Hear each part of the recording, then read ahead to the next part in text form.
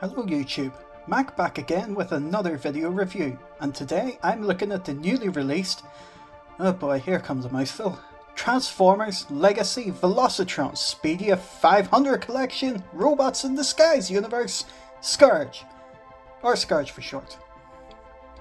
For those unfamiliar with this character, back in 2000 there was a Transformers anime called Robots in Disguise, created to reuse popular figure molds and make use of unused designs from Takara Tomy. The series featured a Decepticon called Scourge, who was a remold of the Generation 2 Laser Optimus Prime toy.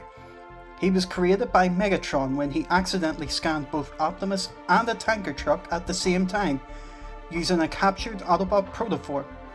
Ever since the series aired, there have been many iterations of what we now know as Nemesis Prime, but very few that have retained the title of Scourge. Now, 22 years later, we have been given what can only be described as the ultimate rendition of the character. So here we have Scourge opened up and out of his packaging, and as you can see, this leader class figure now gives us, unlike previous incarnations, not just the truck cab but also the trailer, that being this big oil tanker he has on the back. Now, while unlike the original version, he doesn't have the chrome along this trailer, he does have this really nice silver, which I think goes really well with the figure itself. You can see, just getting a look at this actually up close, there's a lot of sculpted detail in this that I didn't notice the first time around. Like, even these handles here are individually molded. They're not actually separate pieces, they're actually molded in with the rest of it here, but you can see it, you can actually see through those. Just like functional handles up here. It's really nice. And you can see just up the top, you've got this will become a gun in the trailer's transformation mode. And to set that off separately, you just flip out this little stand, and you can just set that here. But for now, we'll just keep that kickstand on him here. So, taking a look at the truck itself, he has this really nice tail paint. Actually, you know what? I'll put this off to the side to take a better look at him. So he's got this really nice tail paint. It's used as pinstriping on the front of the cab. It's also used back here on what will later be the legs, but for now the back of the cab. And it's used to actually go around every window, which are all done in this really nice blood red colour. Come on, stay in focus, buddy. You've got the silver here for the smokestacks and for the rims, and that's really about it for paint on the vehicle mode. Oh, missed these bits up here. These little, are they lights? Well, whatever they are. I'm not familiar with trucks. You can see in the back he's got, much like the Kingdom Optimus Prime, he's got this gap in here, but well, what can you do? You know, there's just some things that you can't get away with, but everything else, he looks amazing. So we'll just put this right back on him, and speaking of Kingdom Optimus Prime, we will use that as our comparison. So we'll just set Scourge here, bring the camera back a bit. You're going to see the edges here because I don't really have a big setup, but you know, work with what you've got. And we'll bring Kingdom Optimus in, who, if you've seen my blog, you'll see just how much I have sung his praises. So, you can see what I mean. Optimus has that same sort of gapping now that I've just filled out by putting the gun back there instead of putting it inside the trailer. But Scourge actually comes just a little bit longer than Optimus, but mainly thanks to this big front here. His trailer, roughly the same size, but this has a lot more to it than this one. I like it. It's got all of the, it's like they've tried to make this mirror the original G2 figure, both in not how it looks but how it functions, which I really like about this figure. So he rolls nicely. I mean, not really much you can say about that, they're all wheels. What he's supposed to do. So let's go on from there and get on to robot mode.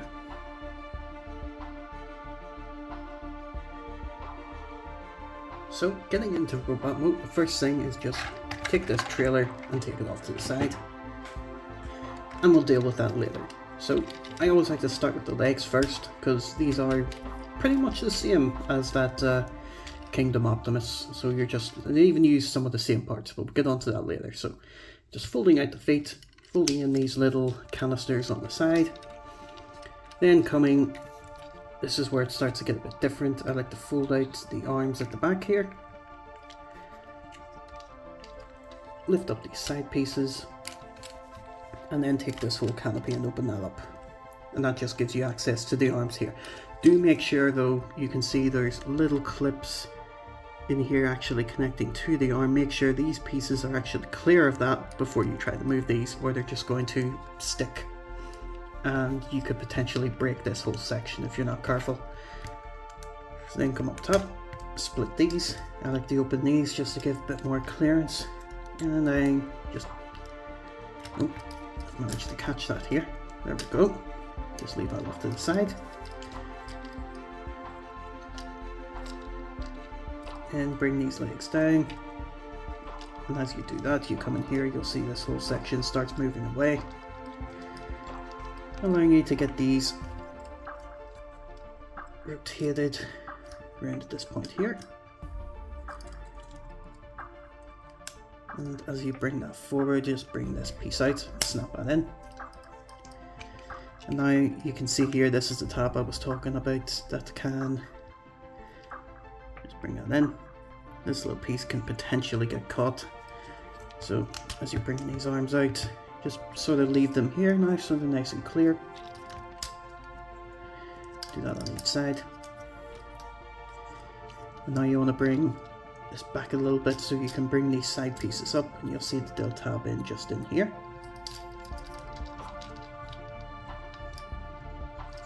Rotate the waist. Bring this torso front down. Bring his head up. Bring the arms on in round. Twist those at this joint so that they are facing forward. Just like that. Open up the arms so they get the hands out, which can be a bit tricky if you don't have fingernails. And just close them back up.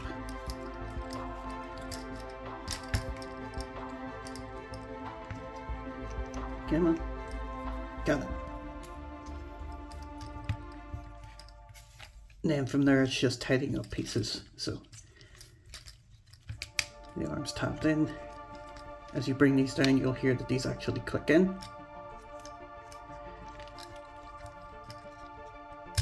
Like so. Then want to flip these panels down, split the legs, and I like, just to give them a bit more stance, just loosen these bits up a bit. And the last detail to do is back here to fill in the gap that's going to be at the back. You bring this grey piece out, fold this in till it taps in. There you have the Legacy Velocitron Scourge in his robot mode.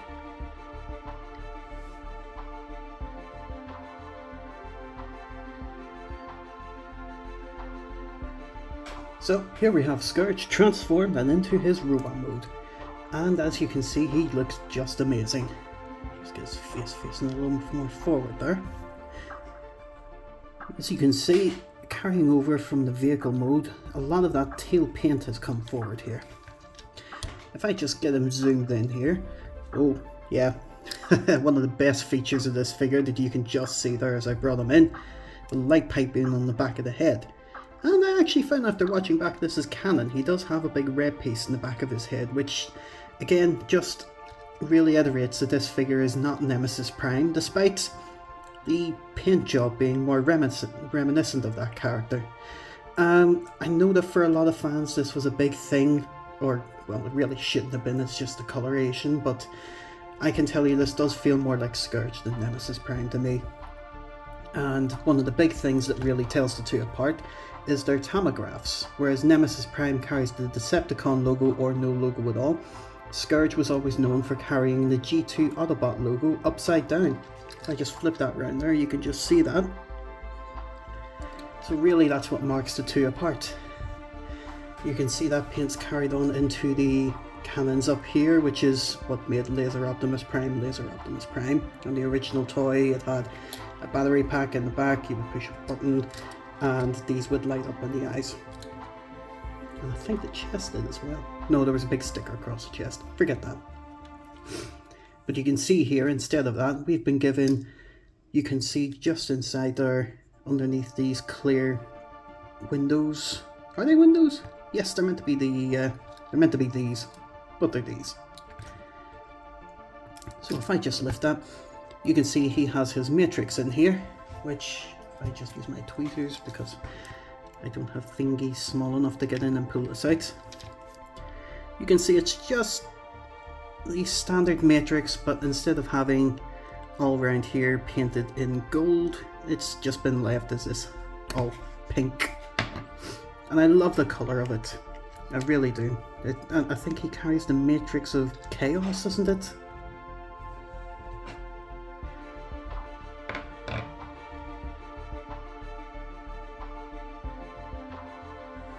Now, in terms of Scourge's articulation, we'll just get started from the head up. He is on a ball joint that goes slightly up and slightly down, all the way around. These shoulders can move out to the side, and if you lift these flaps up, come down a bit. But they are separate to the arms, but moving those up allows you to get the arms fully up. Even with those down, you can do that. But by lifting these flaps out of the way, you can bring the arms all the way forward, almost all the way back before you hit that shoulder. But again, that's why they can move independently. You have a swivel here, just above the elbow, single elbow joint about 90 degrees, rotating hands, and as we move down to the waist, you get that waist rotation, which is really, really good. Just fold that back down. Legs come out about this far, back all the way. Lifting his arm out of the way, the legs come all the way out to the side. Single joint at the knee for just over 90. And then the feet are on this little rocker. And depending how you post the feet, you can get a little bit of articulation out of them.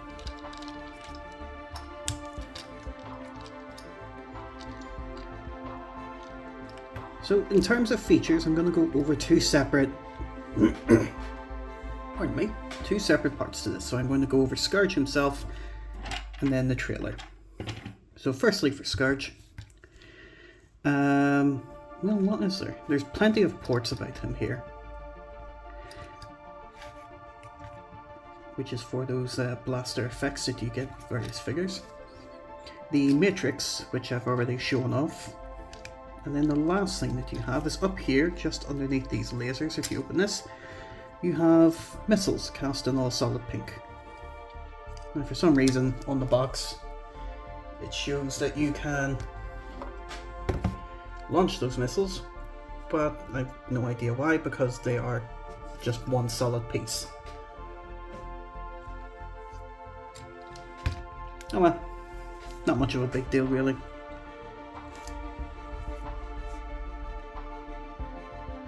And moving on from there to look at the trailer.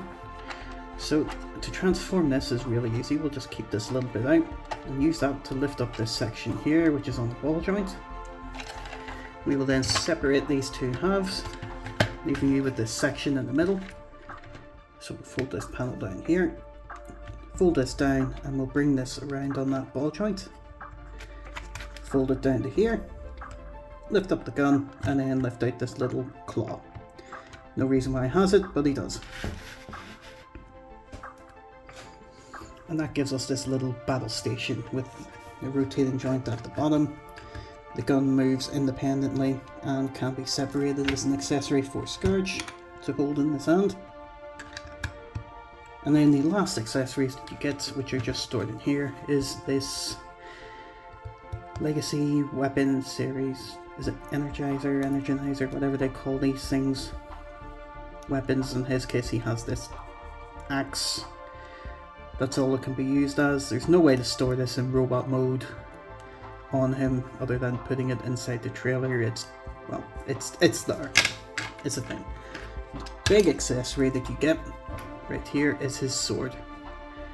This was something that he was never seen without in the show. And it was always in this colour, so I'm glad that they actually went and replicated the colour on screen. And this really nice translucent pink. I love it, so we'll just give that to the little claw there, put him to use.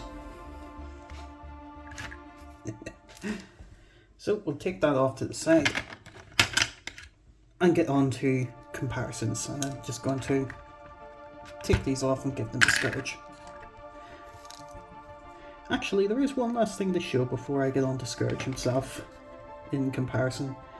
So if you take this, you can make a bigger sword out of this by plugging this one in here, and then if you plug the matrix on here, which I'll just show, just get that back out of Scourge.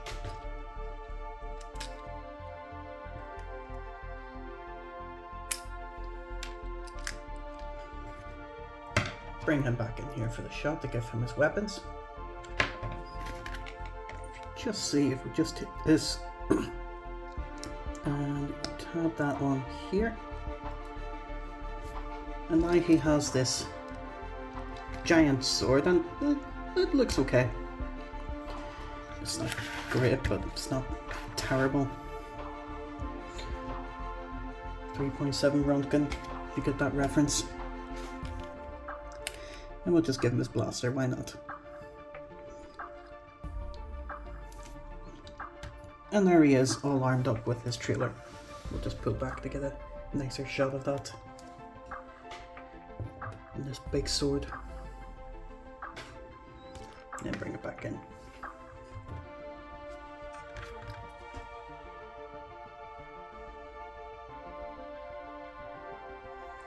So for comparisons, we will first start off with the Kingdom Optimus Prime. And as you can see the difference between that G1 and G2 sculpt in these figures. Now you can see that there are some pieces that were used and carried forth from this figure, mostly in the legs down here. But when you do rotate them around to the back, you can see that there is differences here. This whole grey sculpt here is missing on the back of Scourge in favour of another two additional ports for mounting weapons, or whatever you call those figures that come apart, like Cog and Red Cog and whatever their names are. But head height, I think they're pretty much the same, and you can see the differences in the sculpt, that you've got the extra antenna up here on Scourge. There's not really a lot more to say on that, but I definitely feel that if you were to get either of these figures, there's not really one I could say is worth more than the other, because they both offer their own strengths and weaknesses. So we'll move Optimus off to the side, and we'll bring in one more comparison for the sake of the character, and that is this was Reveal the Shield? Yes, Reveal the Shield Deluxe Optimus Prime, Laser Optimus, who is the last time that we got a figure actually known as Scourge, but he was an exclusive to the Transformers Collectors Club, which is now defunct. So this is the closest that I have. And as you can see, it comes with a much different sword, more based on movie Optimus. And I think really this was that crossing point between the Michael Bay movies and G1, so it didn't really hold up design wise, whereas Scourge here just goes straight back to that original design and homages it in a new take. So we'll get him off to the side and bring in our next comparison, which is actually going back to characters from the RID show, and we will get Generations Skybite in. I wasn't a big fan of this figure, but I was a big fan of the character, so I got Skybite. Whereas many fans were disappointed with this, I just couldn't help but get it. Anyways, you can see here they're actually about in scale with each other. When you see them in the show, Skybite is a little bit taller than Scourge, but not nearly as threatening. So that's the first of the RID comparisons, and the last one, which, well, not technically RID, these were recoloured to feature in our ID, and that is the Combaticons. So they featured as Ruination rather than Bruticus, but they were essentially the exact same figures, exact same characters. The only difference being the show. And seeing him just here with that. If I had the Ruination colours I would show them, but unfortunately I think they were Japan only exclusives. A shame, but this is as close as I'll get.